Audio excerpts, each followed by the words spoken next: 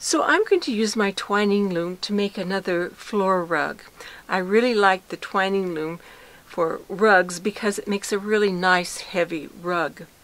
Now on my first video we warped up with torn sheets and we wove with sheets. On this one I'm not going to be using sheets, so I want to use another type of warp. And this is my favorite one. This is actually cotton clothesline and it's called braided cord. And this is 9/64 inch. It comes in different weights. And make sure you buy cotton rather than the nylon because the nylon is way too slippery. Now if you can't find the cotton braided cord, you can use some other things. This is wool yarn and it's a real heavy, it's called rug yarn, and it doesn't have a lot of stretch to it. You don't want anything that has stretch to it. So that works fine too. And then this big ball of what looks like string is actually warp for a floor loom, and it is cotton again, and it is a lot thinner than the braided cord. So if you were going to use this, I would use it double, make it a little bit stronger. But the braided cord is really strong. So you're going to start warping up, and it helps if you put a few rows on, a few warps on, so that you can have a little tension. So the knot is, you go over, around, and through, and then over, around, and through again. And that makes your square knot at the beginning. Actually, push that up a little bit. And you want your knot to be 3 or 4 inches up. So I'm going to warp up clear across this loom, and then when I have it warped up, I'll get back with you. So I have my loom warped up with the braided cotton cord, and I'm ready to start weaving. So let's talk about what's appropriate for a floor rug.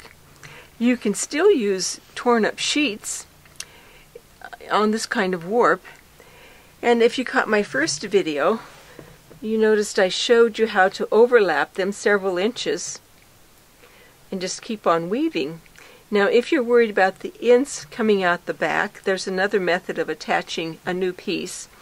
So you cut a slit in each of the pieces here, another piece. So a slit in each of them. You run one end through that slit, and then you run the opposite end through this slit. And then you have a nice join that won't ever come apart. So you can join them that way. So sheets are still appropriate for a floor rug. You can also use mop cotton, which is actually what they used to make mops out of, and you can find it on the internet. You just search for mop cotton. And this is the wool that I said you could use for your warp. It's just a heavy wool. It's called rug yarn. And make sure you buy something that doesn't have a lot of stretch. It's easier to work with. And something that's not real fuzzy, that's going to pack down real tightly. So this is nice to work with. Now what I'm going to be using is actually a yarn that's gained real popularity in the last few years, and it's called core spun alpaca. So it actually has a core in it that looks about like the warp that I put on. It has a core, and then the alpaca is spun around that core. So it makes a really nice thick rug, and it's also nice and soft to walk on. So your first row is going to be a row of twining. So, find my ends here.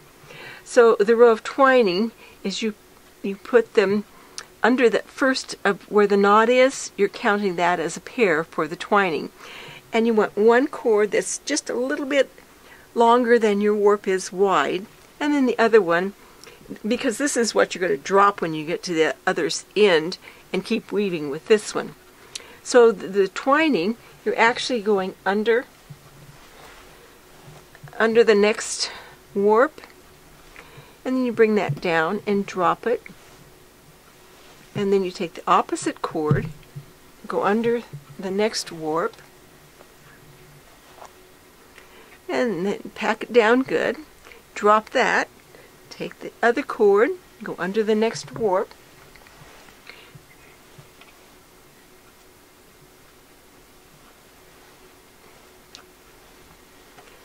Okay, pack it down, make sure you drop that one. Take the one that you did not use the last time, go underneath the next warp. So what this does is it forms this nice twined edge on your rug. Makes a nice finish on the rug. So you're going to continue this all the way across, going under each one of the warps, so you're catching each warp. I'm going to continue that all the way across, and then I'll catch again when I get to the opposite end. So I have finished twining to the opposite edge of my rug. Now I'm going to drop one cord and just keep weaving with the other cord. So the one I'm dropping, I'm just going to weave back in a few rows and call it good.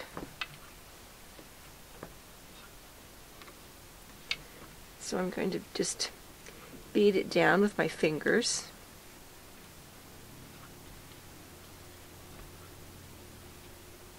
Now with the core spun alpaca, what you want to do is you want to cut that core out of the yarn for just a few inches, so that when you overlap a new yarn that you're overlapping just the alpaca and not the core. So I have my end woven back in on this one. I'm just going to go under and over and under, over and under, all the way across, just like I did on the rag rugs.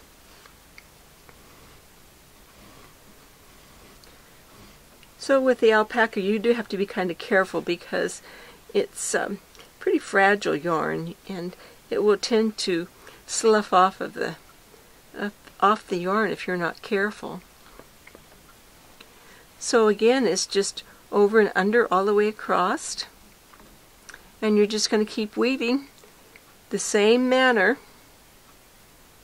just like we did on the rag rugs, but this time is with yarn instead of rags. So that end we wove back in won't ever show. Now this warp, I had to piece it. I didn't have enough with one ball for the complete warp, so I had to knot it. I don't like to do that, so when you do have to knot it, just weave over that knot and weave over the ends and keep it going. So you want to do one end and then do the opposite end and end somewhere in the middle. So I have already finished the opposite end a little ways. So you can see I've woven a couple inches on this, and I'm ready to start a new yarn. So again, I'm going to make sure that I don't have the core in there. Actually, I can just slide it off the core on this. Weave it, and then when I start a new yarn, I will just overlap it a few inches and keep weaving. So I wanted to show you what a finished rug looks like. I think they're nice heavy rugs that are real comfortable under your feet. So this is the 18 by 24 size, and then I've also done a 2 by 3. Both of them turned out really nice. I really like the alpaca. So thank you for watching, and happy weaving.